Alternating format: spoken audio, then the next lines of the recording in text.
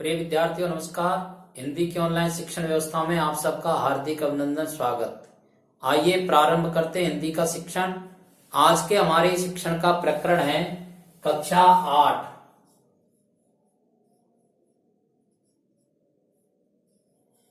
पाठ 5।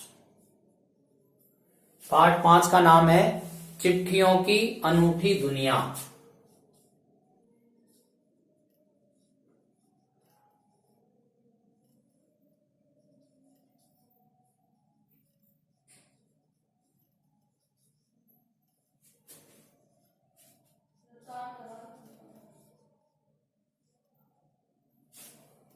और पाठ के लेखक हैं अरविंद कुमार सिंह। अरविंद कुमार सिंह जी ने इस पाठ के अंदर पत्रों के महत्व, उनकी उपयोगिता और उसके योगदान का वर्णन किया है। पाठ के शब्दांश और पाठ का सारांश और कुछ महत्वपूर्ण व्याख्याएं और कहानी या पाठ के कुछ महत्वपूर्ण प्रश्नों को हमने समझ लिया है। आज का हमारा प्रकरण भी प्रश्नोत्तर ही है, लेकिन आज हम जो प्रश्न उत्तर पढ़ेंगे वो होंगे भाषा की बात। मैं पूर्व में भी इस बात को आपको बता चुका हूं कि हमारे पाठों के अंदर भाषा की बात करके जो प्रकरण जोड़ा गया है या प्रश्नों के अंदर एक ये विषय जो जोड़ा गया है, इसका उद्देश्य है कि पाठ के साथ साथ और विद्यार्थी को व्याकरण का ज्ञान भी होना चाहिए।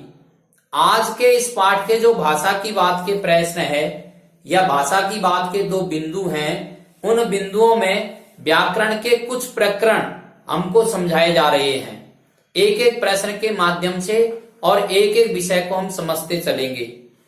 यहां जो पहला प्रश्न हमको दिया है कि किसी प्रयोजन विशेष से संबंधित शब्दों के साथ पत्र शब्द जोड़ने से कुछ नए शब्द बनते हैं, जैसे प्रशस्ति पत्र, समाचार पत्र। आप भी पत्र के योग से बनने वाले 10 शब्द लिखिए। पत्र पहला प्रश्न, प्रश्न क्रमांक 1। किसी भी शब्द के साथ पत्र जोड़ने से नए शब्द का निर्माण हो रहा है, तो ऐसे हमको 10 उदाहरण लिखने हैं जिन शब्दों के साथ हम पत्र जोड़ सकते हैं। यहां उदाहरण लिखना महत्वपूर्ण नहीं है, महत्वपूर्ण यह है कि इस प्रश्न के माध्यम से व्याकरण का कौन सा बिंदु हमको और लेखक समझाना चाहता है। तो मैं आपको ये बताना चाहता हूं कि प्रश्न क्रमांक 1 के माध्यम से और हमें समास पढ़ाए जा रहे हैं, और समासों में भी तत्पुरुष समास। तत्पुरुष समास क्या होता है? जिस समास के दोनों पद प्रधान होते हैं, जिस समास के दोनों पद प्रधान होते हैं और पदों के बीच में विभक्तियों का लोप हो जाता है, वहां पर तत्पुरुष समास होता है। इस समास की विशेषता है कि इसके दोनों पद प्रधान होते हैं।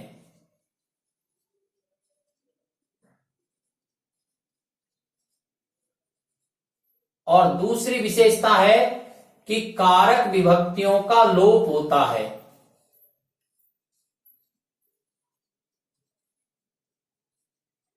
कारक विभक्तियों का लोप होता है।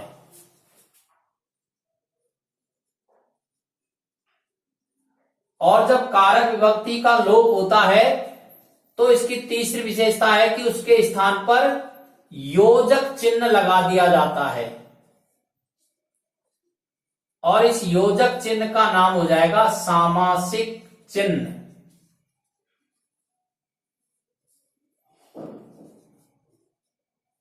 जैसे उदाहरण के लिए हमको इसमें समझाया है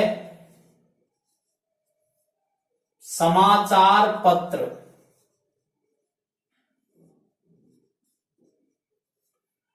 इसका विग्रह करेंगे तो हो जाएगा समाचार का पत्र। का विभक्ति का लोप हुआ है, इसलिए इसमें तत्पुरुष समास है।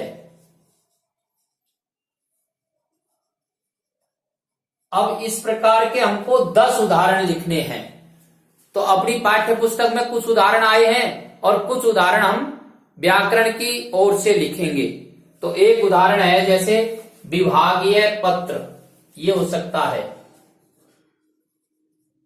विभागीय पत्र। दूसरा उदाहरण हो सकता है व्यावसायिक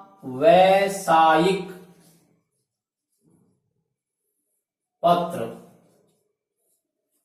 तीसरा उदाहरण हो सकता है प्रशस्ति पत्र, ये इसी में आ गया था।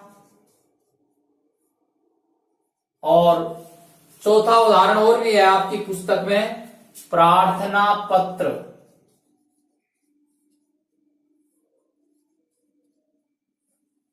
एक उदाहरण और हो सकता है आवेदन पत्र।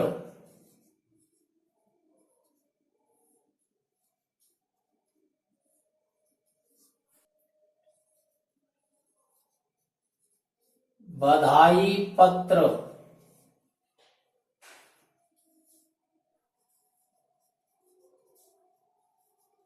कार्यालयी पत्र।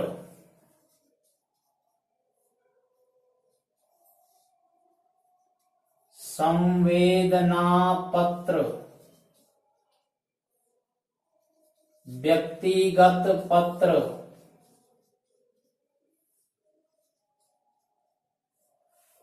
और भी इसके उदाहरण हो सकते हैं।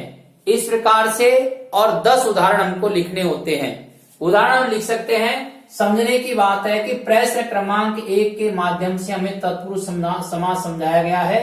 तत्पुरुष समास की जो विशेषता है वो यहां बताई गई है आपको कि समास के दोनों पद प्रधान होते हैं और इसमें कारक विभक्तियों का लोप होता है। जब कारक विभक्तियों का लोप होता है तो वहां पर सामासिक चिन्ह लगाया जाता है। उदाहरण के लिए जैसे समाचार पत्र के बीच में डैश लगाया गया है, इसकी जगह का आ जाएगा। विभाग का पत्र, व्यवसाय का पत्र, प्रशस्ति का पत्र, प्रार्थना का पत्र, आवेदन के लिए पत्र, बधाई के लिए पत्र, कार्यालय के लिए पत्र, संवेदना के लिए पत्र, व्यक्तिगत पत्र, प्रमाण पत्र। ये इसका 10वां उदाहरण हो जाएगा। अब प्रश्न क्रमांक 2 देखिए आप। प्रश्न क्रमांक 2 के माध्यम से क्या समझाया जा रहा है, मैं प्रश्न पढ़ता हूं। व्यापारिक शब्द व्यापार के साथ इक प्रत्यय के योग से बना है। इक प्रत्यय के योग से बनने वाले शब्दों को अपनी पाठ्य पुस्तक से खोज करके लिखिए। अब इस प्रश्न क्रमांक 2 के माध्यम से हमको इक प्रत्यय समझना है। तो केवल इक प्रत्यय नहीं समझेंगे, हम संपूर्ण प्रत्यय को समझेंगे कि प्रत्यय किसे कहते हैं। प्रश्न का उद्देश्य भी यह है कि विद्यार्थी प्रत्यय किसे कहते हैं यह समझ जाए। तो प्रत्यय क्या होते हैं, वे शब्दांश जो शब्द के अंत में जुड़कर उसके अर्थ एवं भाव में परिवर्तन कर देते हैं, प्रत्यय कहलाते हैं।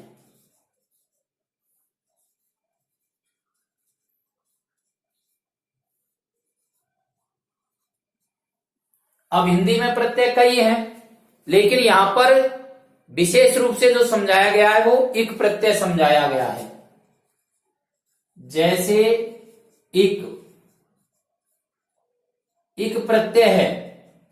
अब इक प्रत्यय किसी भी शब्द में जुड़ता है तो उस शब्द में कुछ परिवर्तन करता है।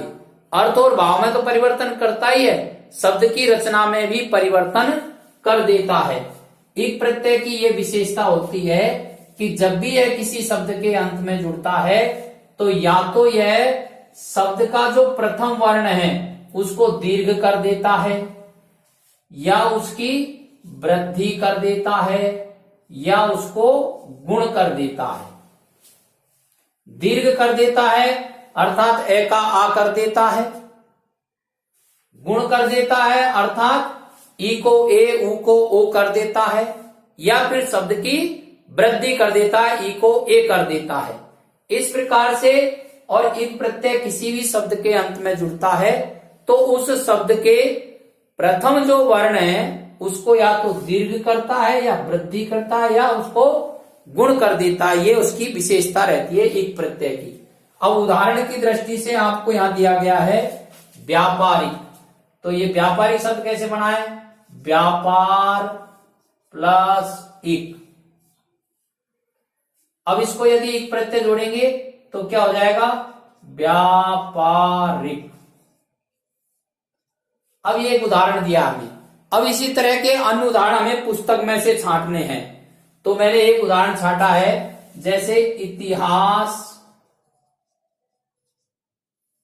प्लस इक। अब आप देखिए इतिहास के प्रारंभ में कौन सा वर्ण है? ई। और जब इक प्रत्यय जुड़ेगा तो ये हो जाएगा ऐतिहासिक। अर्थात इसने क्या कर दिया? ई को ऐ कर दिया, ई को ई के स्थान पर ऐ कर दिया। ये इक प्रत्यय के कारण से परिवर्तन हुआ है। और दूसरा उदाहरण भी मैंने छांटा है, इसमें देखिए आप, परिश्रम प्लस इक। परिश्रम प्लस इक। अब देखिए परिश्रम के प्रारंभ में कौन सा वर्ण है? प। प में क्या स्वर लगा हुआ है? ए। जब इसको हम जोड़ेंगे तो ये शब्द बनेगा पारिश्रमिक। अर्थात इसने क्या किया? पे में जुड़े हुए ए के स्थान पर आ कर दिया, अर्थात उसको दीर्घ कर दिया। ये इक प्रत्यय के कारण से हुआ है। और उदाहरण देखिए आप, अंतर प्लस इक। अंतर प्लस इक, प्रारंभ में क्या है? ए। जब इक प्रत्यय जुड़ेगा तो हो जाएगा आंतरिक। आ हो गया, ए के स्थान पर क्या हो गया? आ। अर्थात ए को इसने क्या कर दिया? दीर्घ कर दिया। और उदाहरण देखिए इसके, दिन प्लस इक। अब क्या मिला हुआ है? पहला शब्द क्या है? द में क्या है? स्वर ई। तो ई को क्या करेगा? आई। तो हो जाएगा दैनिक। ये इक प्रत्यय के प्रभाव से है। तो इक प्रत्यय के हम 10 उदाहरण पुस्तक में से छांट लेंगे, लेकिन हमें समझना क्या है कि इक प्रत्यय जब किसी भी शब्द के अंदर जुड़ता है तो उस शब्द के प्रथम वर्ण में या तो उसको दीर्घ कर देता है, या उसकी वृद्धि कर देता है, या उसको गुण कर देता है। जैसे उपचार प्लस इक।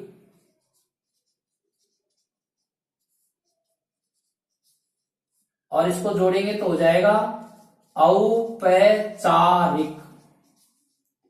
तो ऊ को क्या कर दिया इसने? औ कर दिया।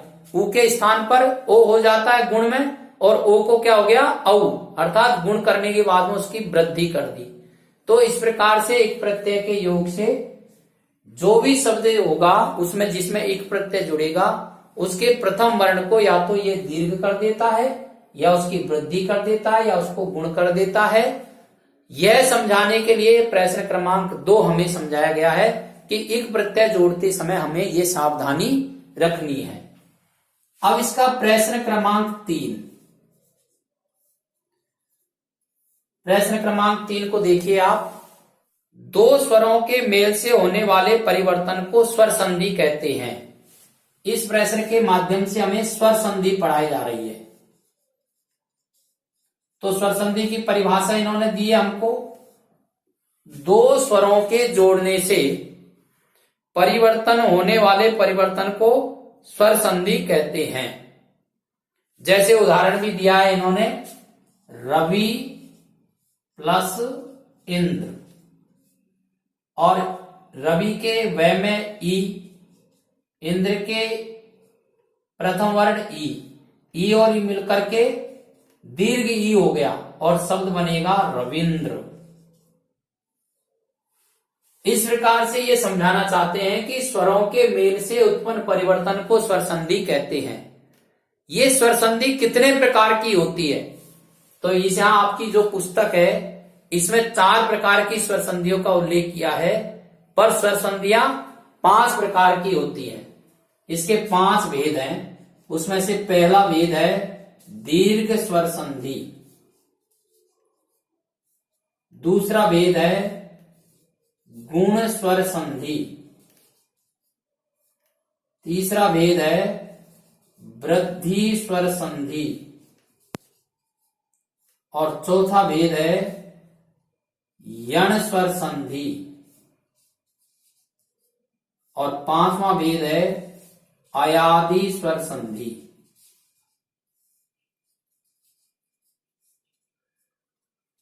दीर्घ स्वर संधि में क्या होता है?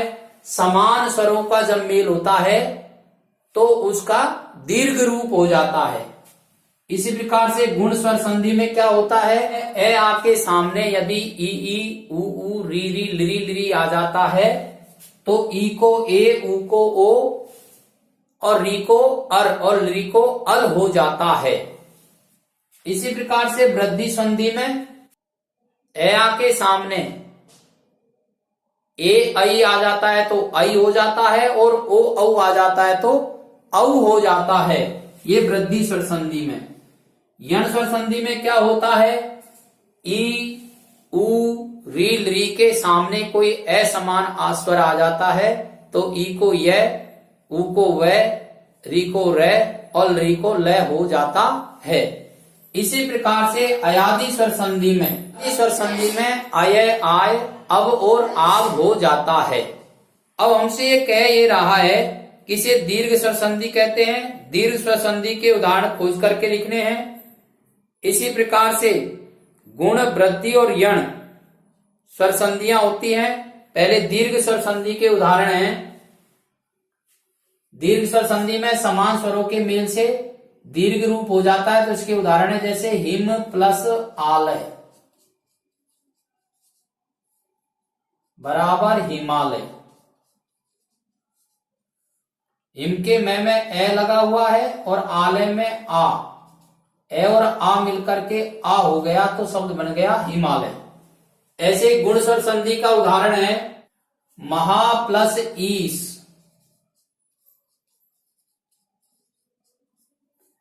महा के हा में आ स्वर और इसके सामने ई। जब अय आ के सामने ई आ जाता है तो उसको ए हो जाता है और शब्द बनेगा महेश। ऐसे ही वृद्धि स्वर संधि का उदाहरण है 1 प्लस 1। एक के क में ए आ गया और ए के सामने ए आ गया। ए आ के सामने ए आई ओ औ आ जाता है तो क्रम से आई और औ हो जाता है तो ये शब्द बन जाएगा एकैक। ऐसे यण स्वर संधि का उदाहरण है अति प्लस अंत।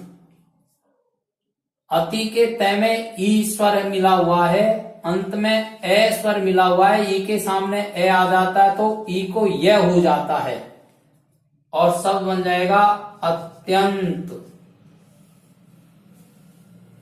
इसी प्रकार से अयादि स्वर संधि का उदाहरण है पौ प्लस अक।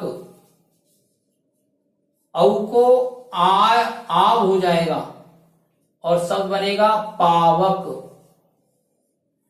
यहां होगा ने प्लस अन, नयन। ए के सामने ए आने से अय हो जाता है, नयन शब्द बनेगा। इस प्रकार से प्रश्न क्रमांक 3 के माध्यम से और हमें स्वर संधि का ज्ञान कराया गया है। समझने की दृष्टि से आप इसका स्क्रीनशॉट ले लीजिए और कम से कम 2 बार इस वीडियो को आप सुने। शिक्षण के वीडियो आप तक पहुंचते रहें, इसके लिए आप इसे सब्सक्राइब करें। धन्यवाद।